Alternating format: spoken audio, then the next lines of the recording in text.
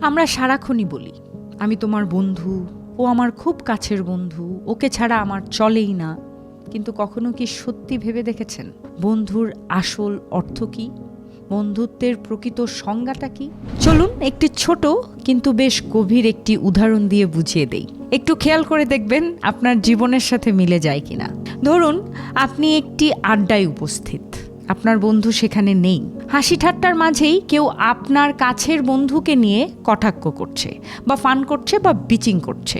ঠিক এরপরেই ফান করার নামে শুরু হলো ইনসাল্ট করা। এখন প্রশ্নটা খুব সোজা, আপনি তখন কি করবেন? যদি আপনি চুপ করে থাকেন, শুধু হাসির স্রোতে ভেসে যান, তাহলে কষ্ট হলেও সত্য, আপনি প্রকৃত বন্ধু নন। যদি নিজেকে প্রকৃত বন্ধু প্রমাণ করতে চান বা নিজেকে বলতে চান যে আমি কারো প্রকৃত বন্ধু, তাহলে এ সমস্ত পরিবেশে বা এ সমস্ত কনভারসেশন থেকে, আড্ডা থেকে আপনার নিজেকে সরিয়ে আনতে হবে বা সেই সমস্ত জায়গা থেকে উঠে আসতে হবে। কারণ নীরব সম্মতিও এক ধরনের বিশ্বাসঘাতকতা। প্রকৃত বন্ধুত্ব সামনে প্রশংসা করাতে আসে না, পেছনের সম্মান রক্ষা করাতে আসে।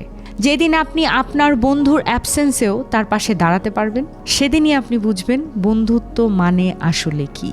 প্রকৃত বন্ধুত্ব সামনে থেকে নয়, পেছন থেকে রক্ষা করাতে হয়।